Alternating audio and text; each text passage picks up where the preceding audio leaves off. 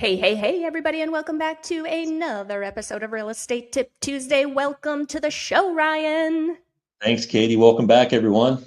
Hey, so we're diving into something really important, especially if you are a home buyer and home sellers. They should know about this too, just so that you understand what the buyers are going through, what you might be going through yourself when you turn around and buy another home.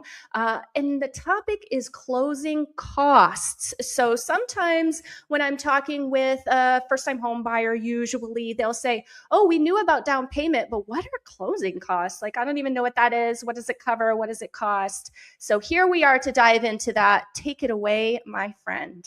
Yeah, like you said, Katie, when you're purchasing a home, obviously the big factor that you're focused on is down payment, how much of a down payment we're going to put.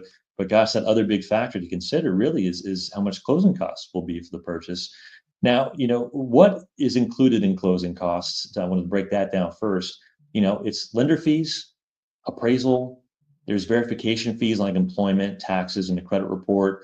There are title fees, and there's money to set up an escrow account, like we had discussed in a previous Tip Tuesday, collecting to pay your home insurance, having enough put away for taxes and homeowners insurance payments in your account. But, there's other costs to consider just depending on the property. And one of them is possible HOA fees. If the property is in a homeowners association, they'll have transfer fees or prepaid fees to consider. These can add up, especially for, townhomes and condos that have higher HOA fees. So it's always Right. good to have your agent, Katie, I know you do this, kind of confirm how much those are going to be to accurately calculate closing costs. So now calculating closing costs, when you one offer on a home, this can be tricky. It's mainly because the title costs, like insurance, title insurance, money for the escrow team, that really varies depending on the purchase price. The higher the purchase price, the higher for the cost for title insurance. But also a lot of the fees, like lender fees or appraisals, they're fixed. Mm-hmm. So, a good rule of thumb, closing cost ranges maybe between 2 and 5% of the purchase price. So for the lower loan amounts, like let's say 150,000, you'll want to go off a higher percentage. And, Right. and mainly because, like I said, a lot of the costs are fixed. They don't vary based off a purchase price. So at 150, you'll want to use that 5% calculation on the higher end. So that's going to be about $7,500 in total fees. That's a pretty good ballpark. But if you're looking at a larger home, let's say 600,000 range, you'll want to use a lower percentage, like 2%. So in this case, closing costs would be about 12,000 on a $600,000 home. That's a good ballpark as well.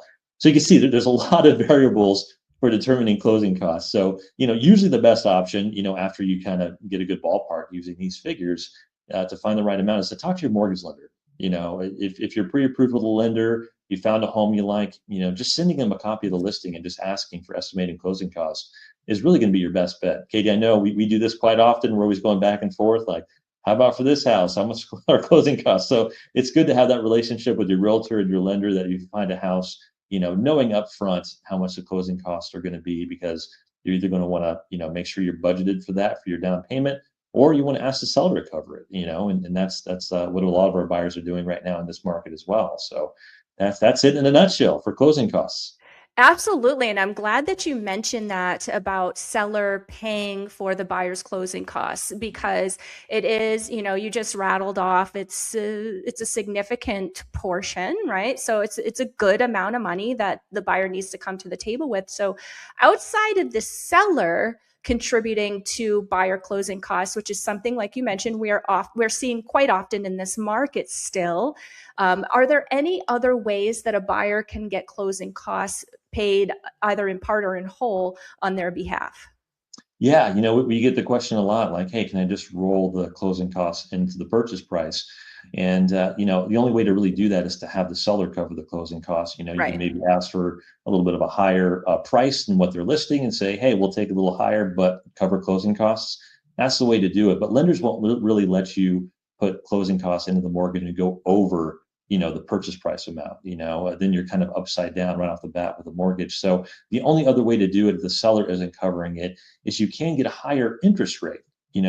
There's a par rate, and that just basically means you're not paying any extra to get the rate, Hmm. and you're not getting any credits for it. But if you go over that par rate, you could get a lender credit, because it gives us, a credit to actually give you towards closing costs. So if the seller's not covering it, but you're okay taking a little bit of a higher interest rate, the lender can help you cover it going over that par interest rate.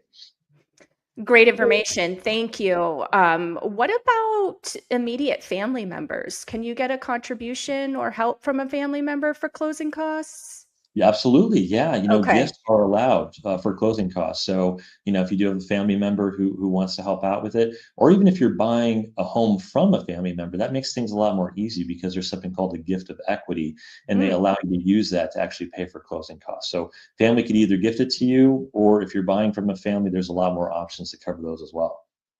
Sweet. That's good information to know. Thank you so much. You're welcome.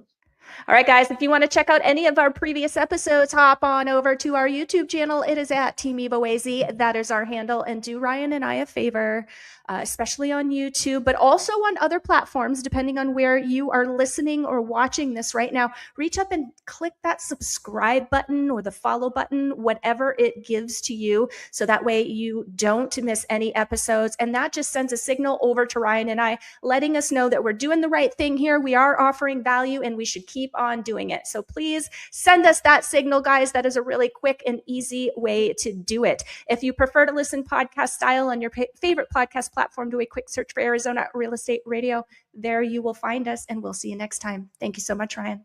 Thanks, Katie. Thanks for tuning in, everyone. Yeah. Bye.